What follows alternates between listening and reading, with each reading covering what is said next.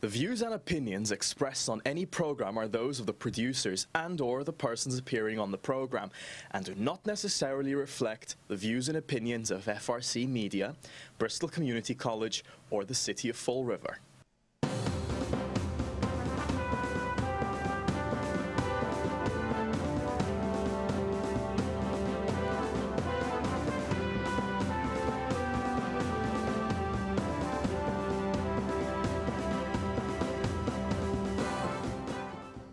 Well, good morning. Welcome to Spindle City Straight Talk. I'm Chip. And I'm CJ. Yeah, Mike. Now you can hear me. All right. Now you can. I keep forgetting to put my mic on. Oh, well.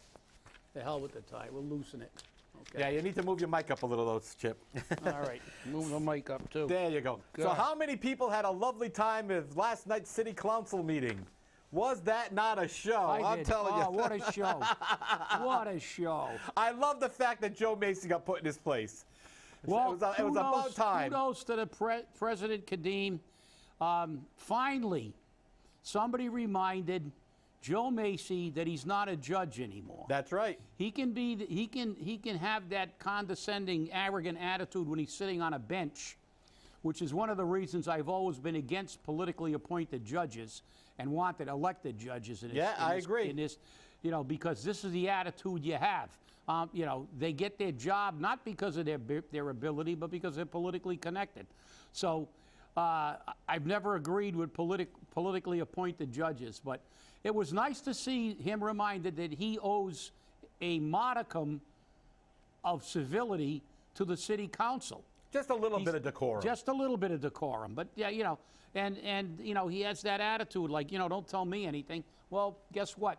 They've got a home field advantage. That's their ballpark. Yeah, because in that ballpark, Sean Kadim is the judge. That's right. He's the judge. Here come the judge. And, and the thing is, if you go in a courtroom, you have to show respect to the court. And, that's obviously they can hold you in contempt. So the fact is that you have to show respect to the court, to the judicial process. Otherwise, you're held accountable. And, that's a quid pro quo, to use one of their legal terms. Yeah. You have to also show respect when you're in somebody else's venue. You're in the city council. You're working for the city. You actually work for these people, Joe. The fact is that these people are the legislative branch of the government that you work in.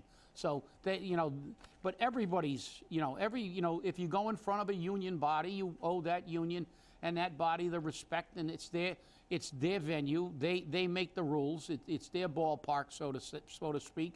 And it was nice to see finally somebody kind of say, hey, don't pull hissy fits every time we say something you don't like. You're here to answer questions, because that's what you are. You are the corporation counsel. You're there to answer questions. Be like Kathy. Just answer them. It doesn't matter if you know what you're talking about. Make up the answer. Just make up stuff.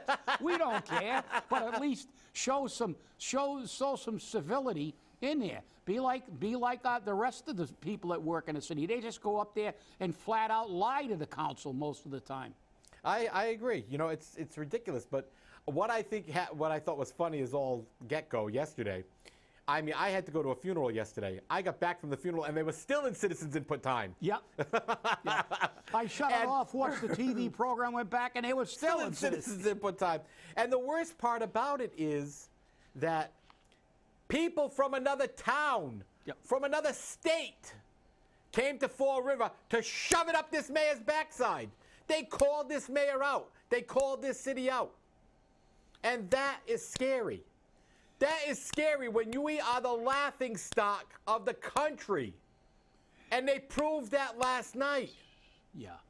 Yeah, I mean, when you read this, when you read some of this stuff about this company, it's horrifying. It's like, what do we do if we have an RFP? Do we say we want the most disreputable, underhanded, no, we want the shady companies? No, we want the guy who can kiss the most ass and give the most campaign contributions. I mean, I'm reading some of the stuff that this company's done, and it's horrible. I mean, They signed contracts and then completely reversed what they signed to do and did it a different way. And it's like, God. But not only that, when asked for the contract, the Watuppa Water Board, i.e. Terry Sullivan, couldn't provide the contract. Nobody can provide this contract. Terry Sullivan, 30 years in the water department. He's the reason why we have such the CSO screw up. He is the one that created this problem. And we have to bail the city out because of his screw up. You know what? Any other job in the world, he would have been fired. But not in Fall River. Years ago. But right after that incident where we didn't get the grant that would have saved us all these horrific expenses on the stormwater. But guess what? Maybe I'm a conspiracy theorist at heart, but I don't believe they can't find that contract. I know they got it. Of course. And the worst part about it is, it's always the same stuff. It's like when Kathy gets in front of the council and they say, well, and somebody's got some figures. Well, what about this? Oh, well, I can't talk about that. That's classified information. Or, oh, I don't have those figures in front of me. I'll get back to you on that, because they don't want to, you know, they don't want to really actually totally lie in front of the camera. The half-truths are okay, but this thing, nobody can find a contract. What does that say about our government in this city? Right. You're entering into a contract that other communities know more about than the people of Fall River. We've got town councilors from other communities coming in here and talking about something that's going on with a company that we signed a contract for, and nobody in the city of Fall River can find that contract. Well, I'll tell you what, that's the great thing about being an administrator in Fall River. No matter what you do, you will never, ever be held accountable, and there will be never any consequences, like the guy who filed a fraudulent overtime sheet.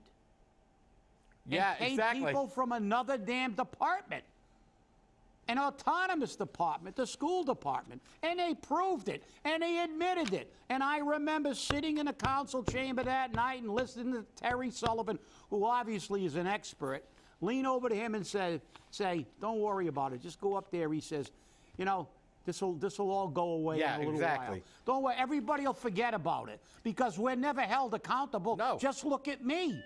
That's what he was saying, and that's what really irritates me. It's like, if somebody who worked for the city did half of this, if they screwed up half as much as these people did, and some of these people have cost this city not a million, millions of dollars. Nothing happens. Of course. Absolutely nothing. No consequences. They're not even censured. They don't even tell them, well, you know, we're going to give you a letter of reprimand. Don't do it again. You can't do that. Nobody gets a letter of reprimand. Screw up the figures on the budget? Okay. Well, we'll just do them again for the 67th time.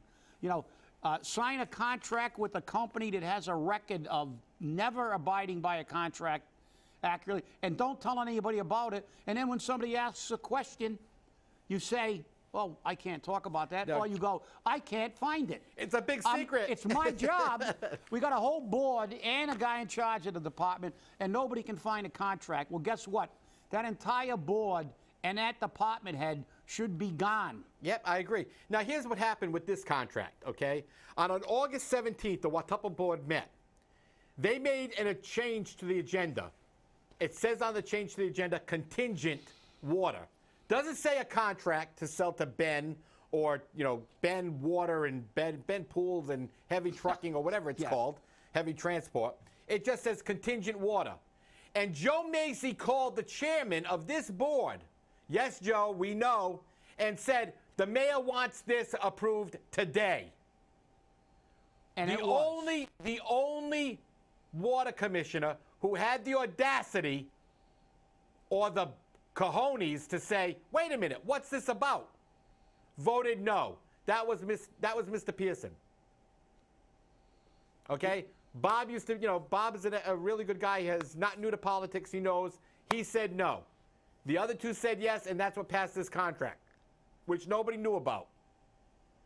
And then Terry Sullivan has the audacity to turn around and say, this wasn't a conspiracy. It went in before the water board. It was televised. Nobody knew what it was about before it was televised. Nobody knew what it was about after it was televised. Contingent on what? Right. Does anybody know the word? Judge Mason, water. do you know what I assume, since you're an attorney and you have to write briefs and you were a judge and you have to interpret briefs. And as an attorney, you must have filed plenty of contingency agreements. You actually, what does the word contingency mean? Did we define for the people of Fall River and for the water board what those contingencies were? No. It's like, we want it, shut up and vote for it. And our charter wants to make the mayor the chairman ex officio of all these boards, even though he appoints almost everybody on these boards. And this is what happens. Imagine it being more The powerful. Corporation Counsel calls the board, tells them the mayor wants this done tonight, even though you don't have sufficient information to know what the hell you're voting on. But who cares? Who cares? This is what the politicians want. That's how the rail trail got approved. Get it done. Get it done. So no wonder they can't find a contract. Maybe it doesn't exist. Maybe it's just a big giant piece of paper with contingency written across and their signatures below. Well, it's very interesting when it comes up, because you know what? They're saying that this is going to bring down the water bill for Fall River. Yeah, until somebody passes that $123 million bond, and then you got to tack that onto our bill too. And you're going to have this money too, exactly. Yeah. Look, I wish you and I could go into the bank and get loans and say, okay, I want you to give me $1 million, and it's a contingency agreement. Right. And then when they ask me to pay, I'll say, well, I can't pay anymore. The contingency is that I can't pay, so I'll just keep the money and you guys take let's be real. We get emails about this, and I actually went to the link in this email at Moody's. This company's had its ratings dropped. They're now at B1 with a negative outcome. Which is like just above junk bond. We're just about junk bond. So what happens when they can't afford to pay the bill? This is what Fall River hires, and they hire them at top dollar. Right. That's the key. We pay them more than they got for working for anybody else, and they're absolute crap companies. And this company here is going to give us $25,000 even if they don't take any water. Come on. Yeah, well. Come on, get real. You know what? You know that's going to be renegotiated shortly after this goes through, so give me a break. But for other towns, an entire state said no to this company. An entire state. Let me just read this little from Section 1 of this. We got the Pascagoula Utility District. The original proposal. Pascagoula, yeah. Yeah, was included the promise to clean up polluted wells. Okay, and then it goes on to say their approach was to instead bring the original closed-down wells back online and filter the water. So this is not what they signed a contract to do. So, and this is not, just filter the water. Again, and then the next one, the Harrisville Fire District, Woonsocket, Johnston, the Narragansett tribe. Oh, they're lucky. They're messing with the Indians now. That's a federal issue. Look out. They're messing with the Indians now. But Hey-ya. That's right. Oh, don't be that. Oh, God, CJ, you're going to get... That's it. I'm going to get in trouble. Oh, my God. Right. But look, this company has got an abysmal record. It's pretty sad when you have someone come here that's a councilman from another town to explain to the Fall River City Council what the problem is. And it says here, by now I'm sure you understand there's a lot of opposition to this project throughout the state of Rhode Island and some surrounding towns in Massachusetts and Connecticut. Refer to the map shared by Councilman Trinke. So the fact is that, look, this is, look, again, we don't have a government here. This is like a circus. We never go out, when you go out or I go out and try to get something, you try to get a good deal. Right. And you try to get quality workmanship because you want the job done right, because this is your house or your car or your air conditioner. But the city of Fall River goes, hey, screw it, we'll just hire this crap company, pay them a ton of money, and then if they don't do the job right, we'll just get some more taxes, hire another company, and we'll just keep going. Instead of let's take a little time, let's make full disclosure and do it right. But heaven forbid, and it's a pretty sad statement that we've got people from all over Rhode Island and Connecticut and Massachusetts swooping down on Fall River. Swooping down to the council meeting in Fall River to explain to us about the contract that we signed that nobody can find. So I'll tell you, you can't write this stuff. And if you think we're making it up, I know the Zombies will be on the air again like they accused you of writing up the complaint against Jazel. We're not making this stuff up. Please, watch the rerun of the council meeting. And make sure you bring plenty of pins. Oh, God, I'll tell you. You can't, look, nobody can make this stuff up. Fake news, this is, I mean, you couldn't make it up. Well, you know, we reported 2 days ago that Mayor Correa was involved in a lawsuit against his previous attorneys, which represented him against Will Flanagan and Tommy Goslin. Now, of course, after that was posted, the Zombies came out and said, oh, this is fake, you know, well, who cares? It's a lawsuit against his attorneys. You know, he's got the attorneys for the FBI, and it had nothing to do with the FBI. We never said it did. But they went to say it was fake news. So, of course, when we're put to task, what do? Yep, prove it. We prove it. And the worst part about it is they could have went online and found this. Now, I've been accused of making up the docket number, writing the complaint, and I was almost accused of hacking the Rhode Island judiciary computer system to put the docket number in there. Yeah, but that doesn't change the fact that you were right and they were right. You didn't make it up. You know, and here it is, everybody. Wait, I've got it right on the screen. Oh, there we go. There you go, people. Docket number PC 2017-4449. Roberts, Carroll, Feldstein, and Pierce Incorporated Plaintiff versus Jazel F. Correa II, alias defendant. Yeah, well, I think it should have been. There should have been more aliases there. He has a lot more aliases. And here are the entire 6 pages of this complaint. And guess what?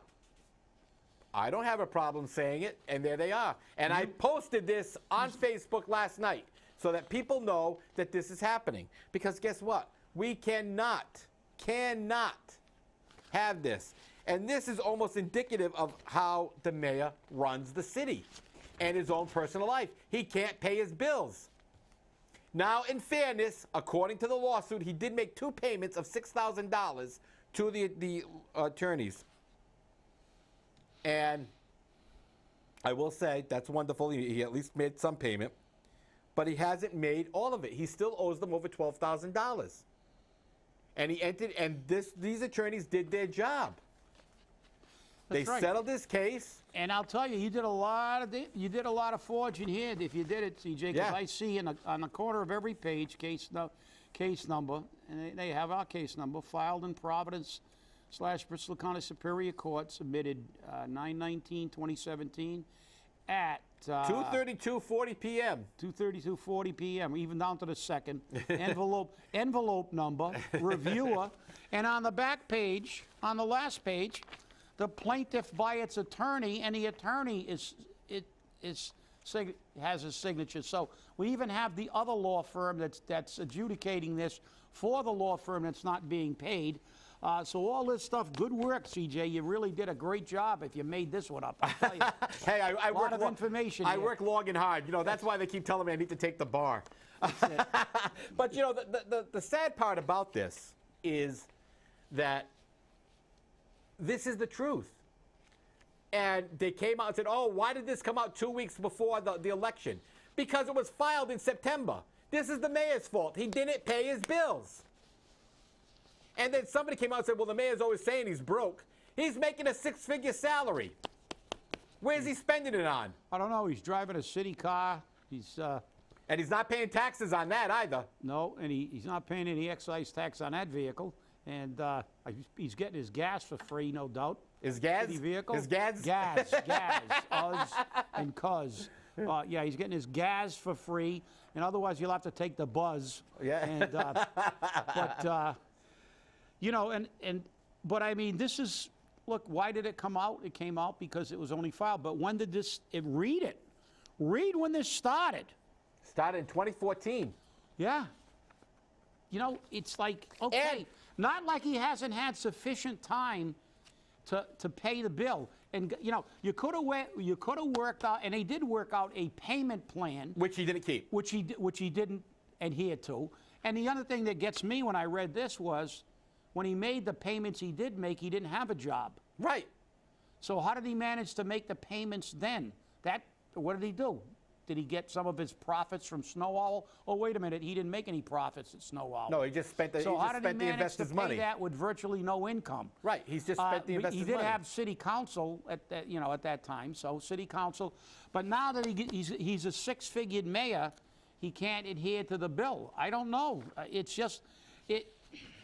Well, and I'm sure he'll have some excuse, right? Because he's always like, I didn't think I was responsible, or you know, like he did with whether the other things, like, you know, I'm the head of a corporation, and I didn't think I was responsible to ensure that we paid the taxes. Well, I guess he never heard the old that old expression, the buck stops here. When you're the head of the company, you know, all crap rolls uphill to you. That's it. The company gets. But you know, in all fairness, WSAI did ask the mayor about this, because I sent copies of this lawsuit out to the other media outlets. Yep. And he said, "Oh no, it's settled. That issue is settled. He said it's settled, but the court doesn't know it's settled. I picked up copies of this lawsuit yesterday at 2 o'clock in the afternoon. And according to the clerk at that time, this lawsuit is active. And as a matter of fact, they're only waiting for the summons to be returned, which they can't return because the address provided by the defendant is false." Oh, wait a minute. Again? Oh, yeah. Well, he's got like 3 or 4 addresses. Yeah, well, the address on the summons is Mommy and Daddy's place. And I'm sure Mommy and Daddy turned around and says he doesn't live here. So I made the mistake of letting them know that they should serve him at one government center on the 6th floor or at 200 Bank Street. Or just go to any of his political times. And I can tell you now and for the record that there is a person in Fall River who has a copy of this summons. Yeah. Well, and it may get served on him now in person, in hand, at one of his political events. So. Well, you know, but the thing that disturbs me, CJ, is that, you know, even if he says it's been settled, why was it an issue in the first place? That's right. You know, you didn't, you know, you've got a 6-figure salary now.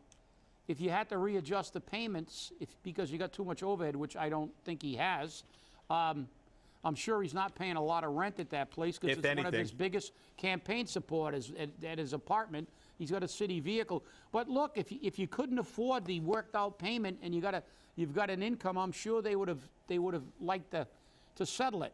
So what does it mean that every time you want to get you to abide by a contract that you entered into, you have to we have to go to court, and then when it becomes public, you settle it?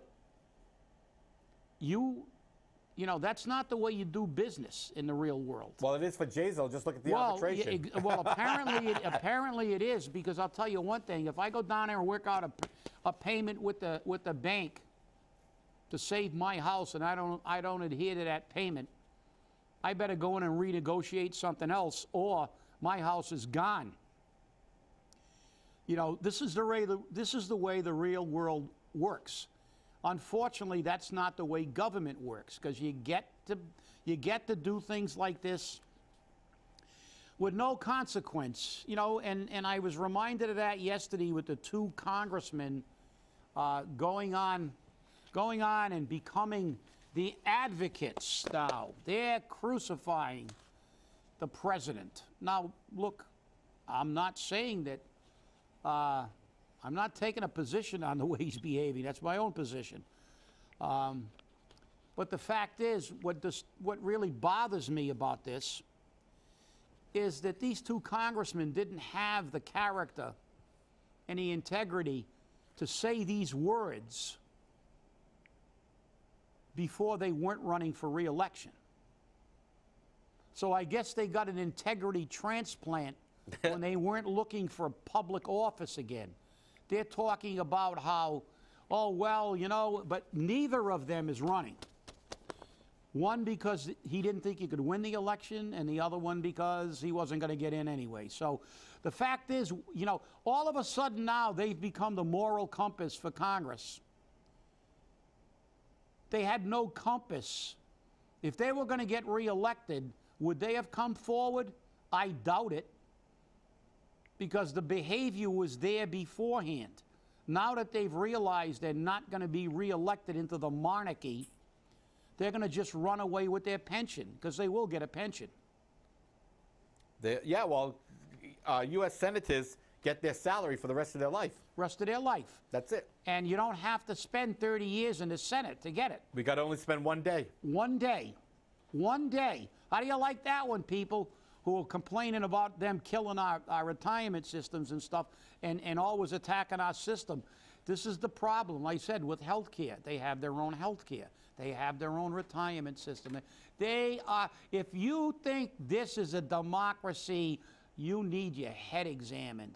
This is a constitutional monarchy. They are the monarchs. Yep. The politicians are the monarchs. They create their own districts so they can get their people to keep them in office. They have their own set of laws that they live by. And if you don't think that this is wrong, and like I said, it's time to drain the swamp from the top to the bottom, because it's just appalling when you look at it. Like I said, these two guys, it was like I had to shut the TV. They were making me nauseous. It's like, where was your integrity and your character before, when you were one of the elected monarchs? You were going to shut your mouth and put your helmet on and let the crap fall on it. You weren't going to do anything to jeopardize your ability to be part of that team. But now you're no longer going to be part of the team, so all of a sudden you grew a conscience and you grew some integrity. Yeah, they grew a set. Yeah, they grew a set. I think that's one of the prerequisites when you get there. They have to do a castration. Yeah, a castration. So, but I mean, now all of a sudden, you know, they're coming forward, and they're gonna, because this is what's, you know, this has to be said for America, and this is what should be said. Well, why didn't you say it 6 months ago? Why didn't you say it as soon as he got elected? Why didn't you say it, whether you agree or disagree? Like I said, I'm not even taking a position on what he did. Right. I'm talking about what their actions are. Their actions, to me, show that they have just the opposite of what they're trying to portray. They don't have any character, they don't have any integrity, and they don't care. They didn't care when they were part of that club. Now that they're no longer going to be part of the club, but they're taking a pension and their health care with them. You know, they're getting a divorce, but they're keeping a house and their health care. That's right. Hey, just so everyone knows, on Friday, the new Picture Show Theaters is opening, and the ticket pricing is $6.75 before noon, and $11.50 after 4 p.m. Before 4, it's $9.50. And there's a $2.75 surcharge for 3D and a $2 for atmosphere. You're kidding, no. No, it's right there. It's you got a copy of the printout. Oh yeah, okay, yeah. And all day Tuesday, it's $6.50. So atmosphere. Well, they should actually give you $2. It's in Fall River. So I'm not sure how good the atmosphere is. All right, we're going to start a poll. Everybody send in when the first felony will be committed in the I want to know when the first overdose is going to happen. Or the first stabbing or something like that. And this isn't a big chain either. This is a small chain. Yeah. So I really don't know what type of movies we're going to get. We'll probably get some big name movies and whatnot, but it's going to be expensive. And I want to see how many people get a $35 or $40 steak at that restaurant in Fall River. Exactly, exactly. Hey, stay angry, people, because we're not making it up. This is getting crazy. And regardless of what you say, I'm telling you, CJ did not write this. Hey, have a great day, and we'll see you Friday.